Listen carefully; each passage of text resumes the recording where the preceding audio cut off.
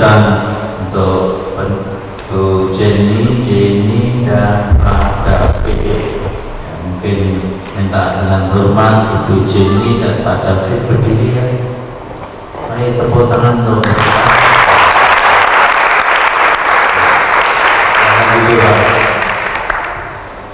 silakan dulu.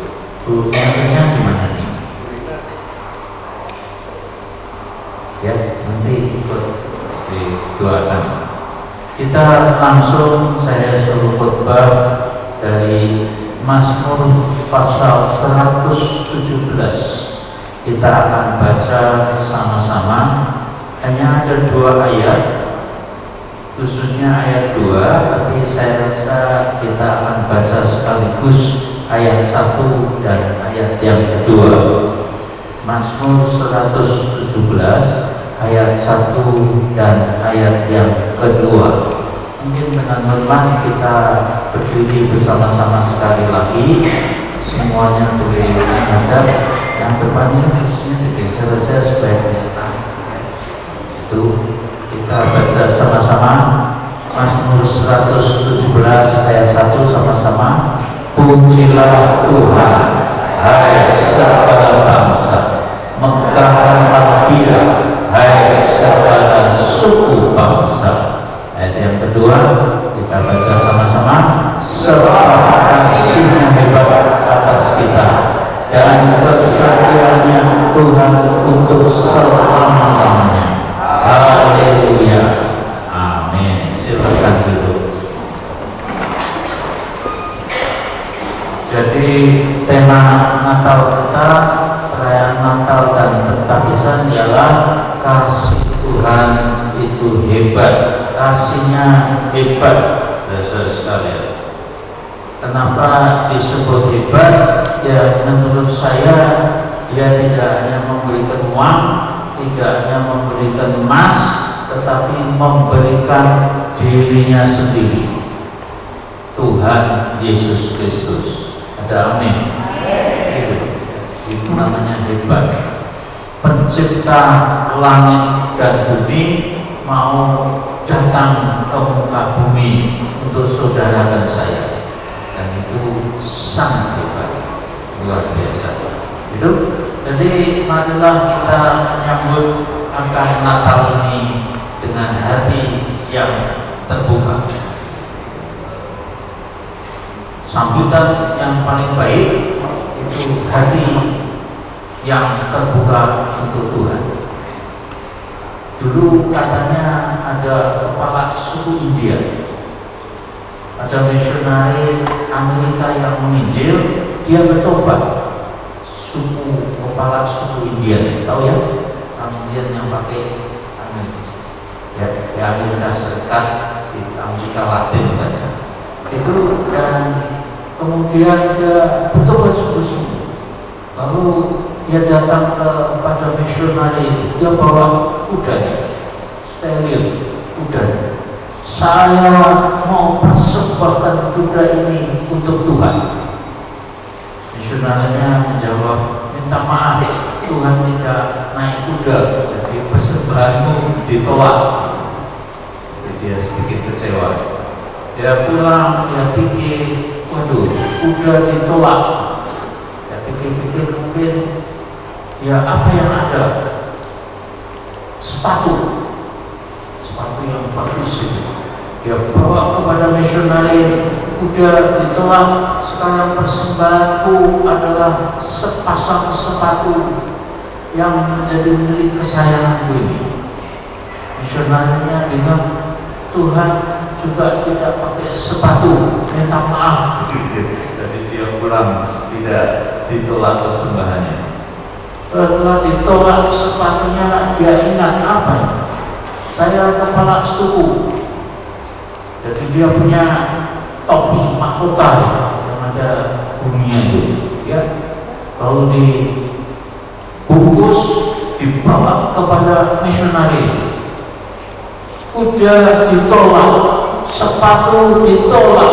Kau persembahkan ini lambang kekuasaanku sendiri. Mahkotaku aku berikan kepada Tuhan. Lalu misionari misionarinya tetap menjawab, minta maaf, Tuhan tidak juga pakai mahkota seperti itu. Ditolak.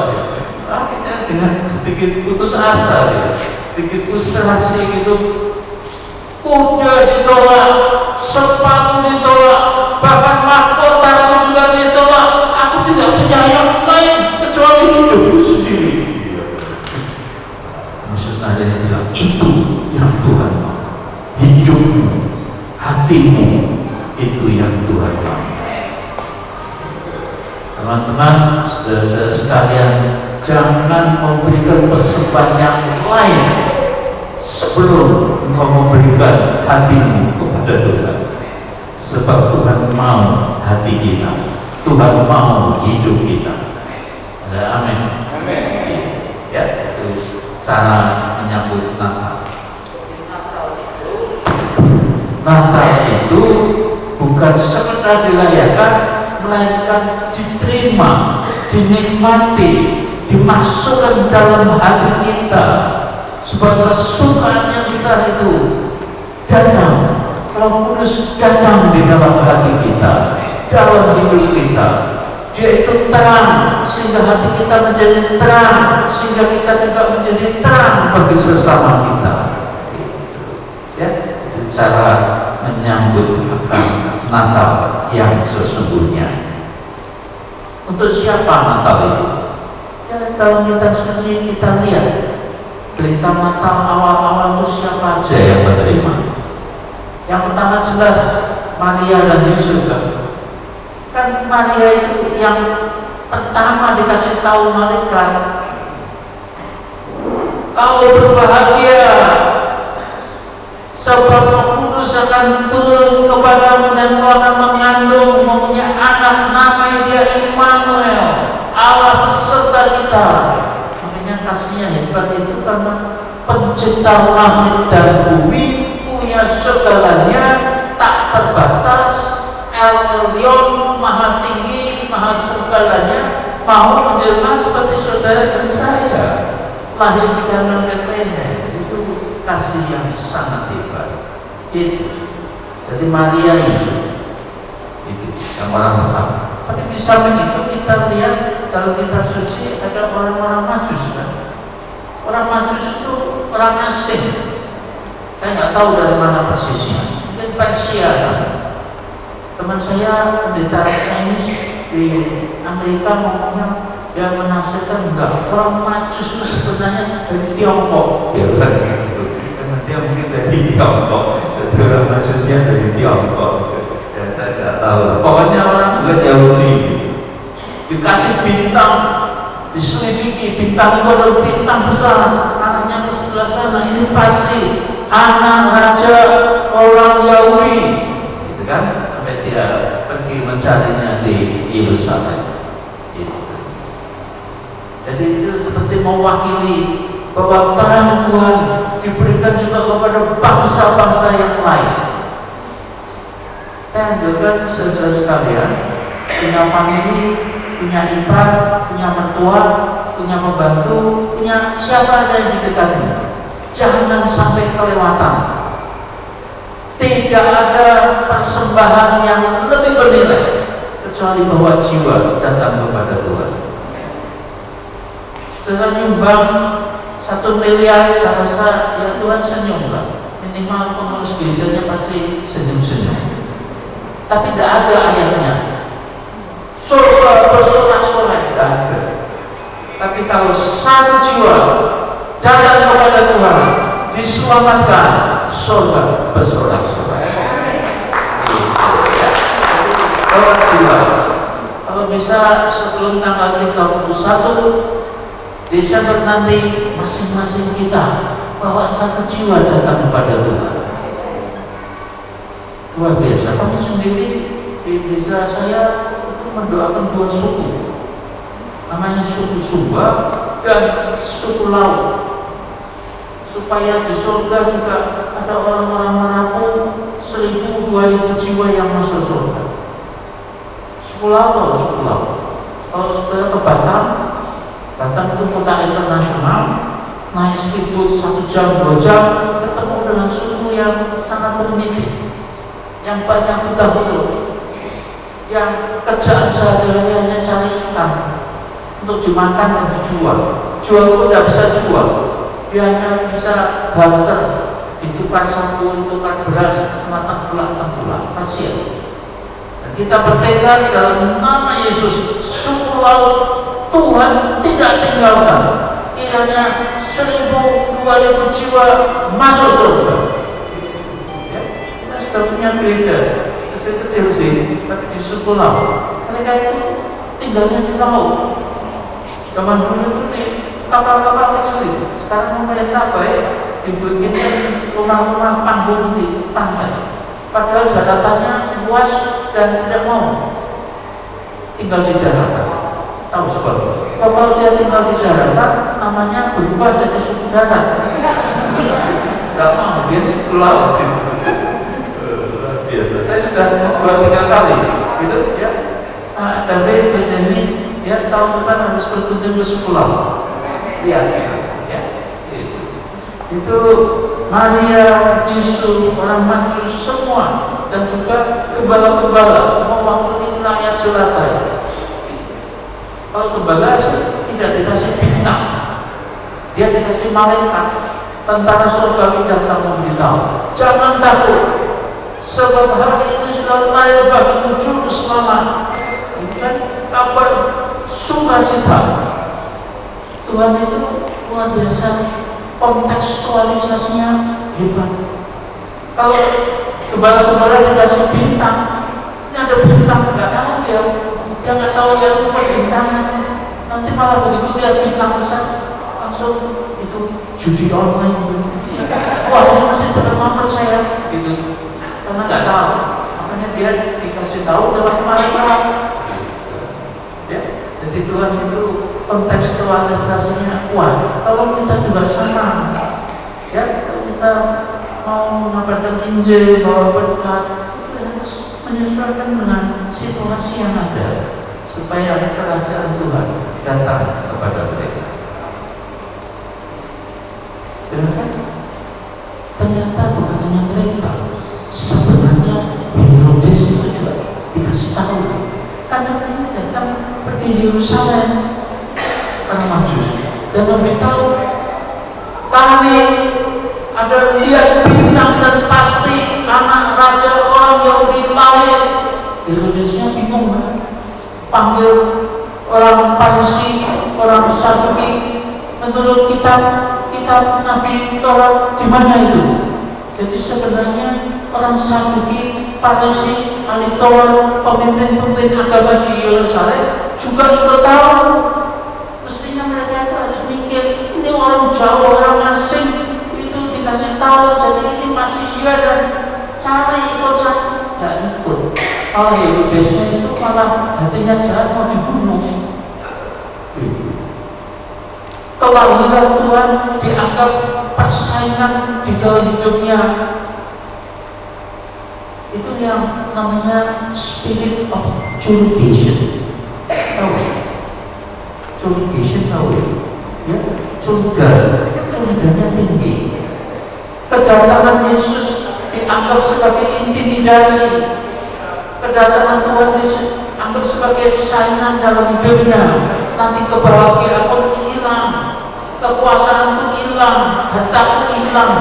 Sampai hari ini masih orang berpikir bahwa Tuhan itu menyayangi hidupnya, tapi ternyata Natal yang sesungguhnya tidak.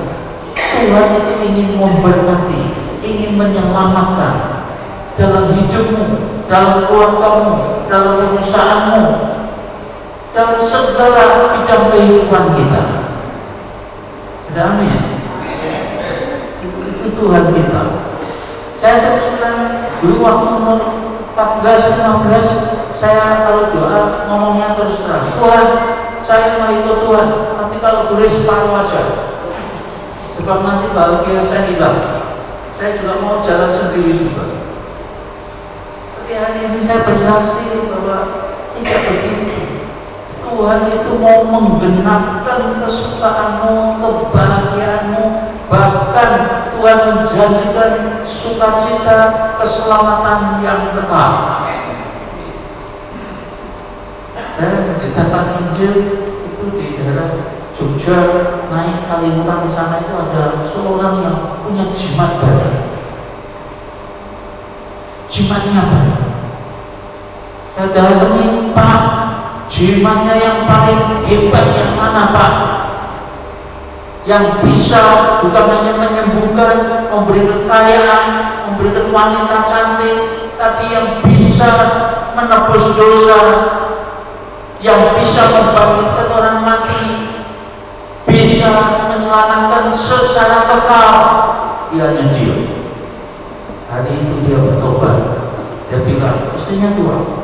Dia panggil dua-duanya.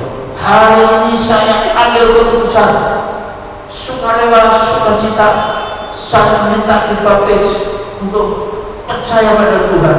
Jimat-jimatnya disingkirkan. Elio mahal tinggi. Ilah-ilah memang mungkin ada. Orang Mesir bisa tukang mantranya membuat tongkat juga jadi ular bisa, tapi tidak bisa menyelamatkan, tidak bisa membangkitkan dari antara kematian. Hanya Tuhan.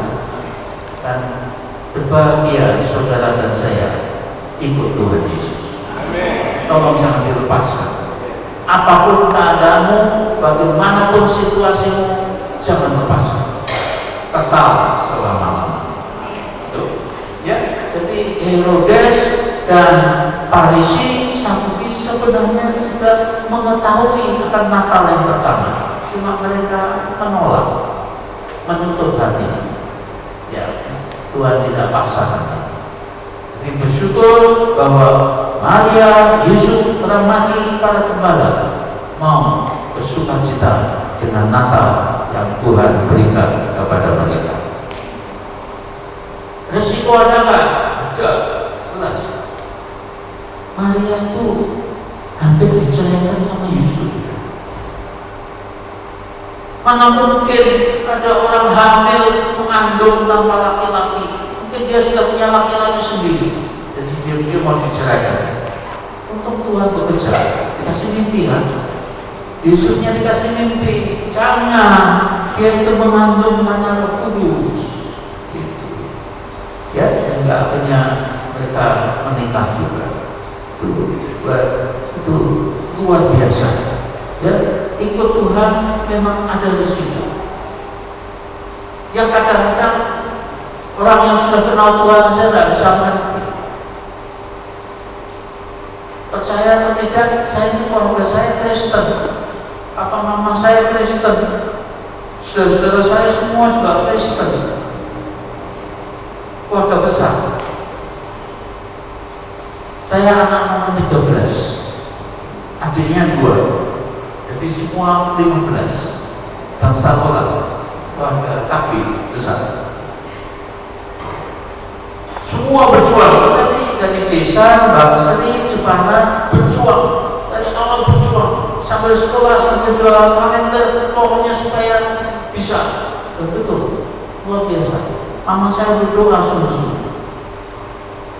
Saudara saya ada yang jadi hakim, ada 2 yang jadi dokter, ada yang apoteker, ada yang dokter ekonomi, ada yang pedagang, ada yang punya pabrik, mau maju. Dan saya sendiri juga supaya maju di sekolah kedokteran. 1968, jadi sudah 50 tahun lebih. Tuhan panggil untuk jadi hamba Tuhan. Saya mau sekolah pendeta, enggak boleh. Kakak saya yang hakim itu yang paling galak, sekarang sudah almarhum. Hakim itu kalau ngomong, semua yang diajak ngomong kan dijadikan terdakwa. Itu kamu dipengaruhi temanmu, baca buku sosiologi dulu. Jadi ngomongi, ya sudah dimasukkan dengan ongkos yang mahal untuk masuk ke kedokteran. 1968. Cuma karena ada panggilan, saya nekat.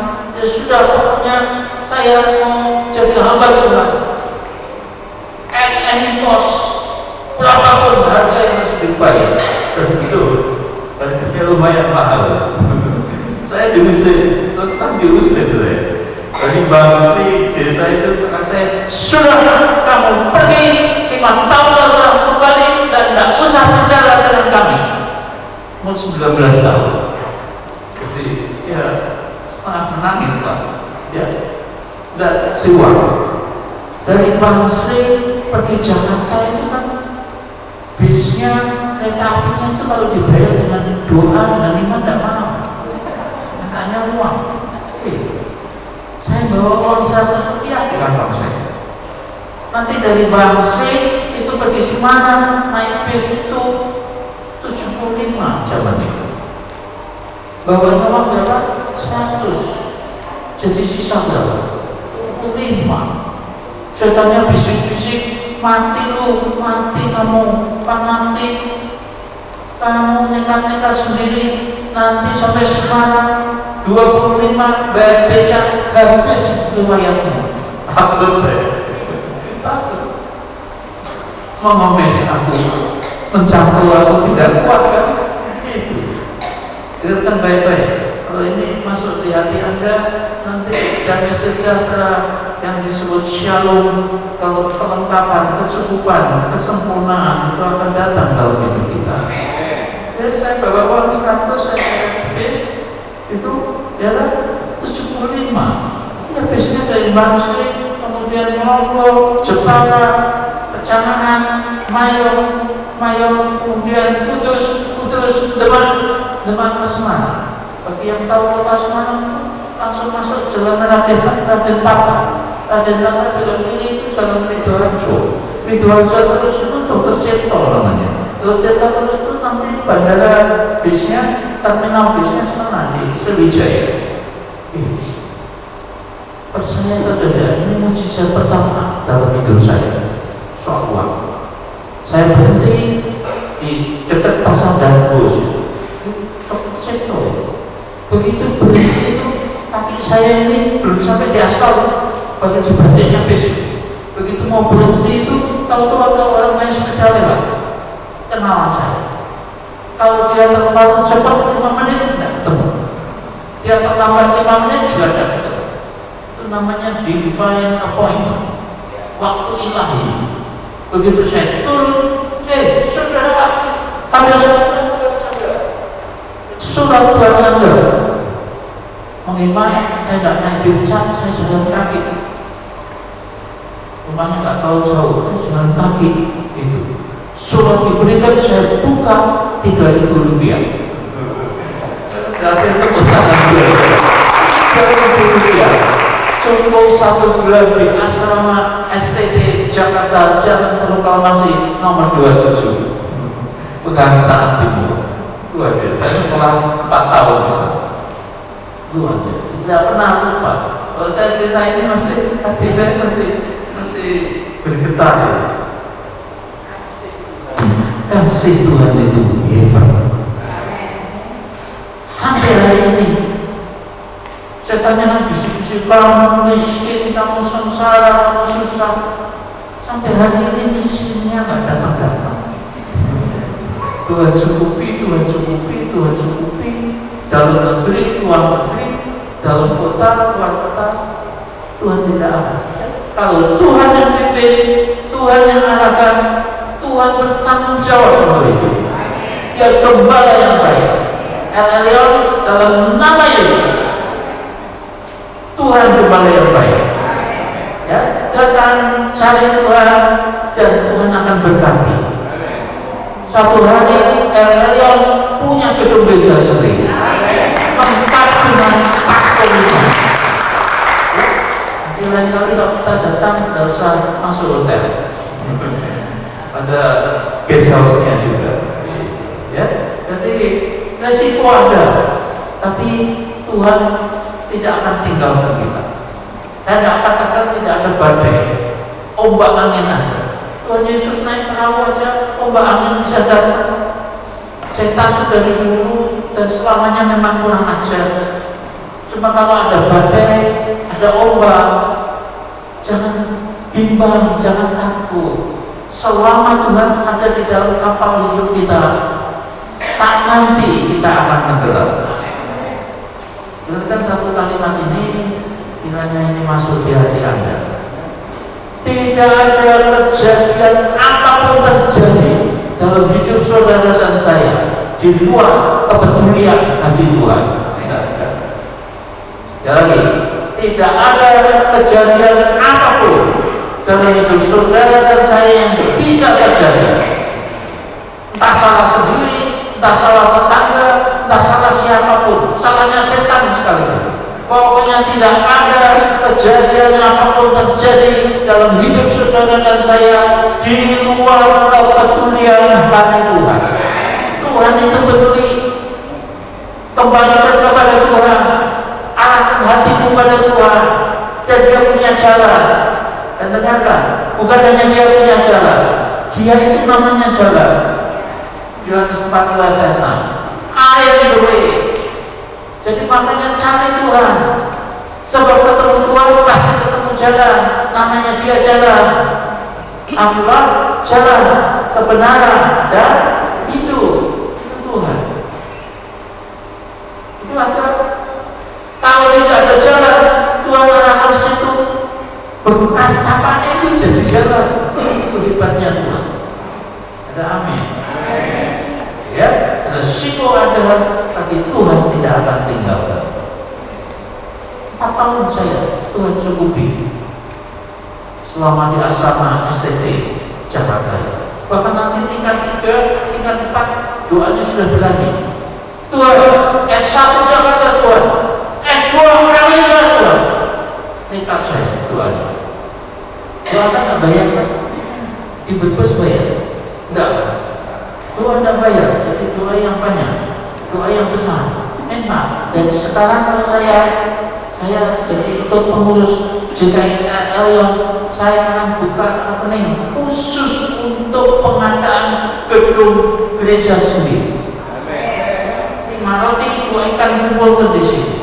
Bapak Tuhan sudah lihat terkumpul genap di mata Tuhan, nanti dilipat pendapat. Dimulai berjalan dengan iman. It will be done. Saya berdoa dalam nama Yesus. S1 Jakarta, S2 Amerika Tuhan. Jadi jelek-jelek S2-nya Amerika. Biasa.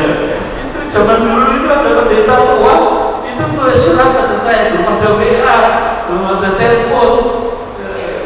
Masalah biasa. Saudara hati, saudara apa ada? Bahasanya bahasa penuh. Ada niatan untuk studi di Amerika. Niatan ada saya versi gitu. Ya, cuma nggak saya terangkan tuntutannya. Uangnya nggak ada gitu. Nggak tanya uang, dia hanya tanya niatan. Niatan ada saya diuruskan itu. Saya bisa studi 3 tahun di Amerika. Luar biasa ya. Dengan kasih anugerah Tuhan. Itu risiko ada, tapi percayalah tidak ada kejadian apapun terjadi salah siapapun termasuk salah sendiri yang di luar kepedulian hati Tuhan. Tuhan itu peduli. Datang kepada Tuhan. Ini satu ayat lagi supaya ini ayat ini menolong saya bertahun-tahun. Saya bagikan kepada saudara untuk Natal. Tolong dibukakan itu Roma 8 ayat 32. Roma 8 ayat 32. Kita akan baca sama-sama dengan suara yang keras. Ayat ini sangat menolong dalam hidup saya. Roma 8 ayat 32. Mari kita bersuara bersama-sama membaca dengan saya sama-sama. Ia itu Tuhannya. Ia yang tidak menyayangkan anaknya sendiri, tetapi yang menyerahkannya bagi kita semua. Bagaimanakah mungkin Ia tidak mengaruniakan segala sesuatu kepada kita bersama-sama dengan Dia? Ini tanda tanya. Cuma pertanyaan ini di dalamnya sudah mengandung jawaban. Bukankah es itu dingin? Tidak usah dijawab. Sebab di dalamnya sudah ada jawabannya sendiri. Bukankah garam itu asin? Sudah iya. Dia yang tidak emang-emang, tidak menyayangkan anaknya sendiri, tetapi yang menyerahkannya bagi kita semua. Bagaimanakah mungkin ia tidak mengaruniakan segala sesuatu kepada kita bersama-sama dia? Sudah pasti. Sudah iya. Kalau Leon soal rumah ibadah, semua pastor, semua pasti Tuhan beri. Dia tidak menyayangkan anaknya boleh diberikan, masa yang lain tidak. Iya, kita berpikirnya simpel. Mobil aja dikasih, masa kainnya diambil? Pasti enggak lah. Masa Tuhan memang begitu? Yang besar, yang paling bernilai, putranya sendiri aja dikorbankan, diberikan untuk saudara dan saya, masa yang lain tidak? Sudah pasti itu dipegang. Ya Pak, tapi kenyataannya gini Pak, kenyataannya gini, kenyataan itu kenyataan, tapi bukan Tuhan. Jangan kenyataan dijadikan Tuhan. Tuhan tidak pernah berkata akulah kenyataan, tidak pernah. Saya tidak pernah baca itu. Tuhan itu berkata akulah kebenaran. Kalau kenyataan, kalau Tuhan yang kenyataan, tiap minggu bisa berubah, tiap tahun bisa berubah. Tuhan itu kebenaran. Dulu, sekarang, selamanya tetap. Itu Tuhan. Mazmur 23 ayat 1, Tuhan kepadaku, takkan kekurangan aku. Itu kebenaran. Nah, nanti kalau kebenaran itu dipegang, nanti dia menerjang dan mengubah kenyataan yang ada. Itu Tuhan, caranya begitu. Jadi kebenaran dipegang. Tuhan kepadaku, takkan kekurangan aku. Itu jadi kalau jalan-jalan di Brebes ini, ya. Lihat Tuhan setiap hari lewat itu sampai berdoa di hati Tuhan, ini ada tanah kosong 1.500, yang ini apa bukan Tuhan? Tanya. Kalau Tuhan yang ini, ya sudah, boleh didoakan itu. Ini ada gudang, nggak dipakai, lumayan besar, jadi jika ini kan bisa Tuhan. Gimana Tuhan? Tanya. Setiap kali. Jadi Tuhan berkata tidak menyayangkan anaknya. Pasrah semua yang lain Tuhan akan anugerahkan. Ya, secepatnya. The sooner the better.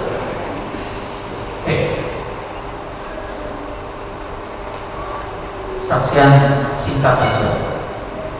Jadi mahasiswa di Amerika tahun 1974 di kota kecil namanya Harrisonburg di Virginia, ya, setelah di universitas di seminari bagian New City.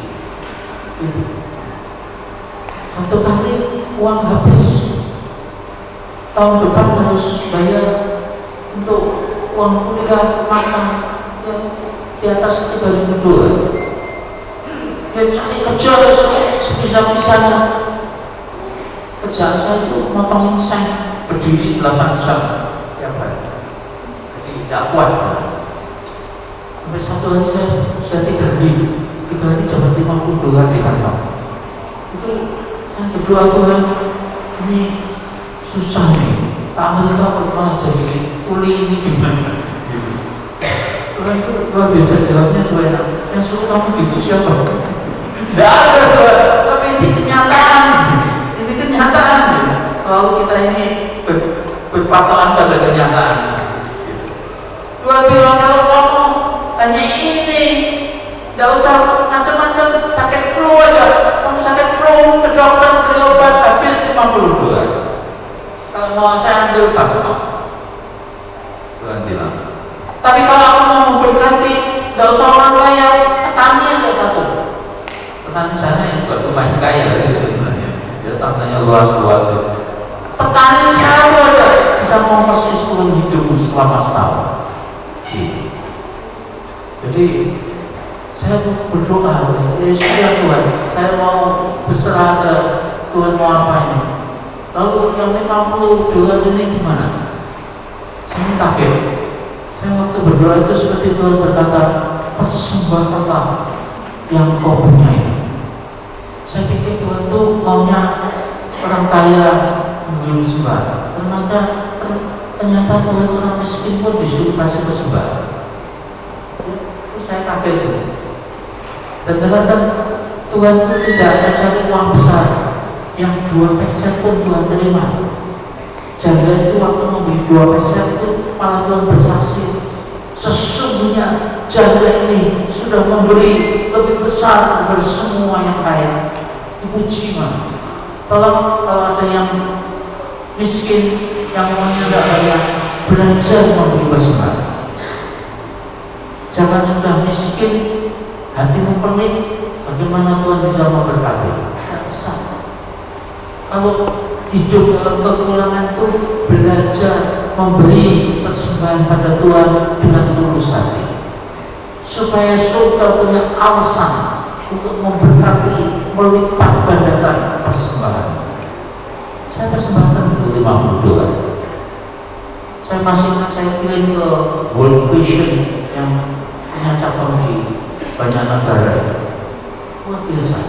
Hari di mana saya kasih keputusan untuk memberi persembahan itu, ada 2 orang pembeli tidak kenal bisa datang ke desa saya, kota kecil dari Kansas itu kota besar, datang carinya mahasiswa dari Indonesia, mahasiswa dari Syria ada, dari India ada, dari Mesir juga ada, tapi dia sengaja cari yang dari Indonesia.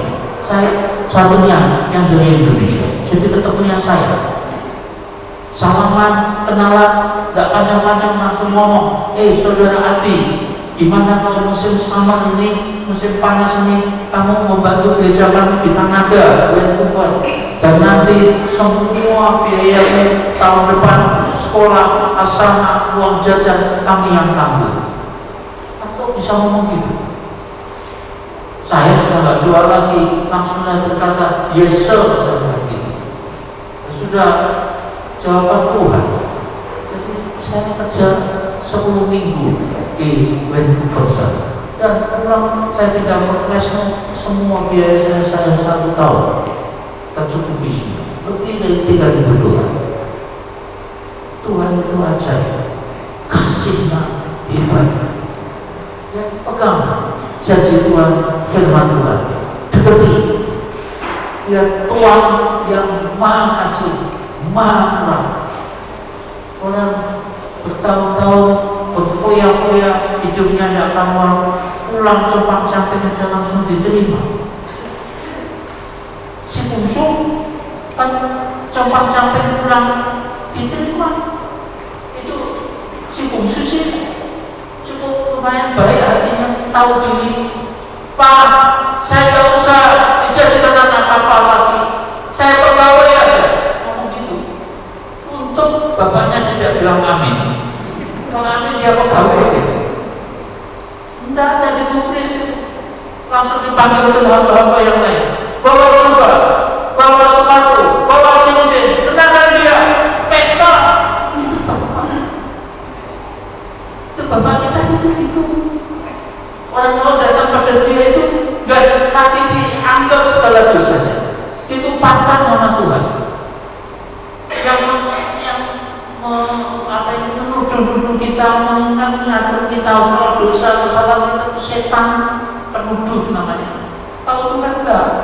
Begitu saudara dan saya datang pada Tuhan, Tuhan tumpah dosaku, lupakan semua.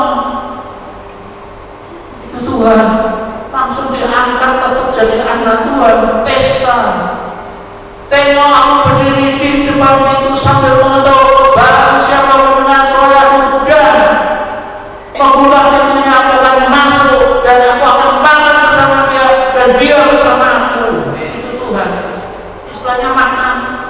Jadi kalau ada perayaan Natal, ya memang ada makan-makan juga. Luar biasa Tuhan.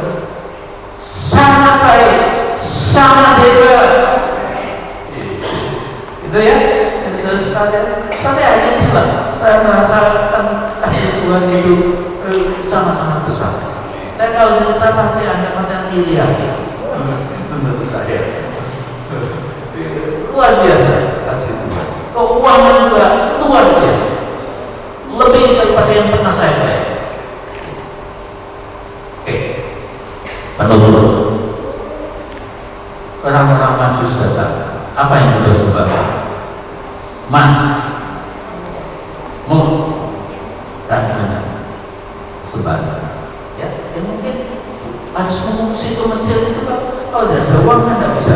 Yang puji Tuhan kita yang memberikan persembahan. Gembala-gembala memberi apa? Pujian penyembahan, bersukacita. Tidak punya emas, tidak punya mulut-mulutnya. Ya apa saja yang ada padamu. Jangan datang dengan tangan hamba ke rumah Tuhan. Bukan Tuhan kurang sesuatu, enggak. Dia bisa bikin mujizat.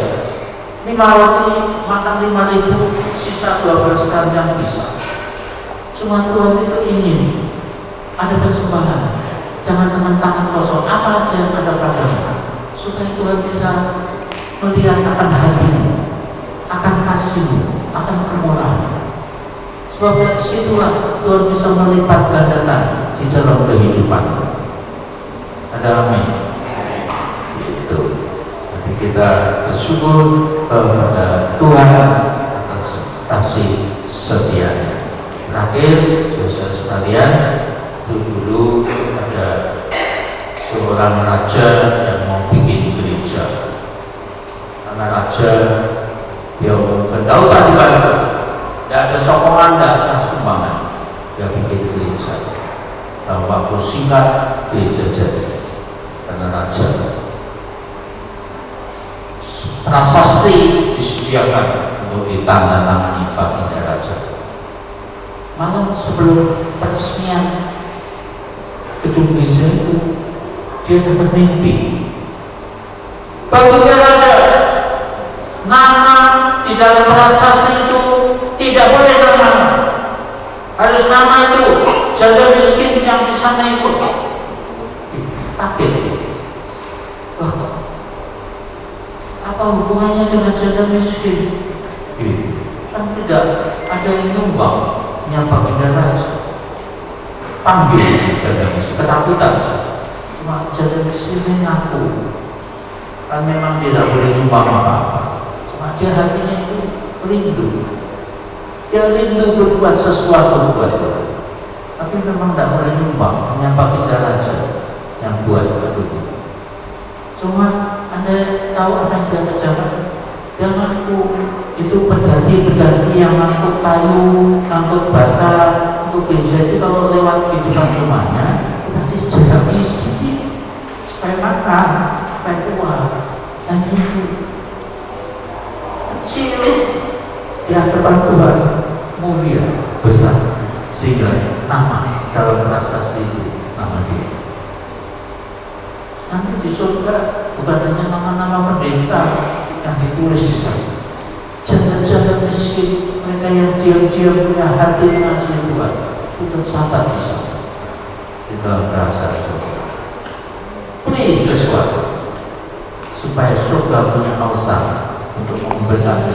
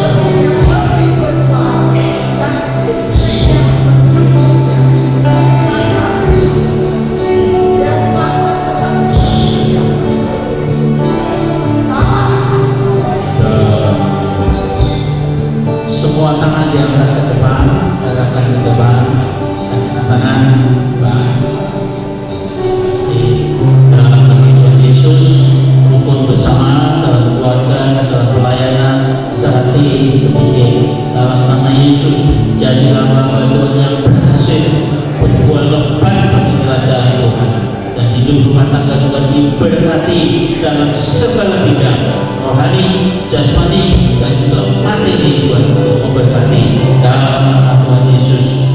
Saat ini juga dalam segala perkara berdoa bersama dan waktu-waktu kami mintakan dalam nama Yesus agar kalian jadi hamba-hamba Tuhan yang diurapi Tuhan, tangan-tangan yang diurapi, mulut bibir juga diurapi Tuhan, menjadi penyambung lidah daripada kerajaan Tuhan sendiri dalam nama Yesus.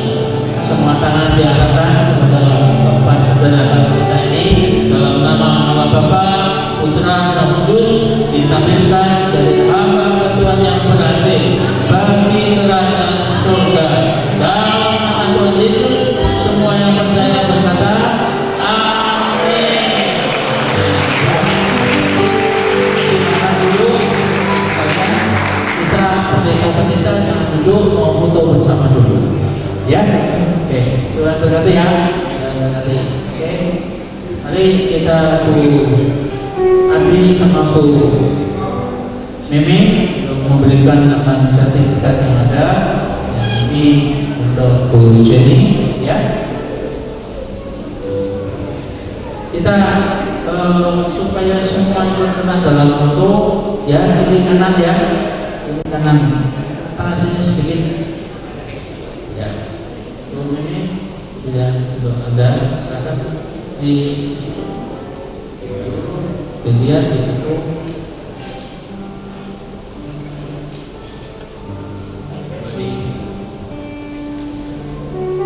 David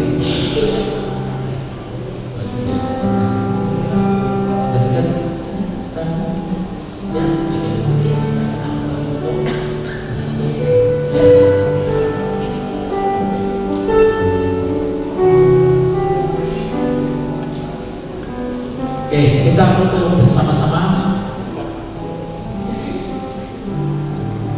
Oke, empat teman kita boleh di sini, empat teman kita boleh di bawah sini, kita semua pendeta di sini. Mari maju-maju depan kita supaya dalam foto tenang. Sini Pak, kita ada bersama pagi.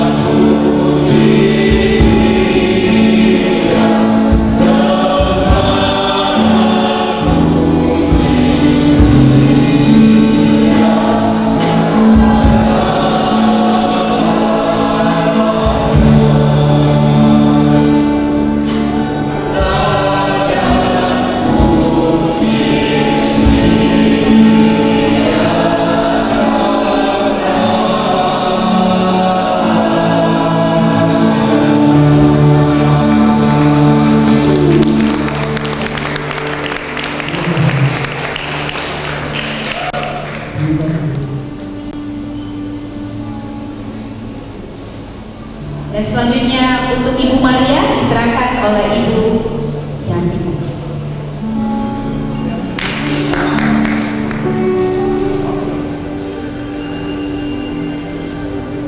Iya.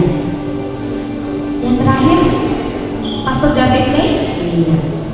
Diserahkan oleh Ibu Yanti.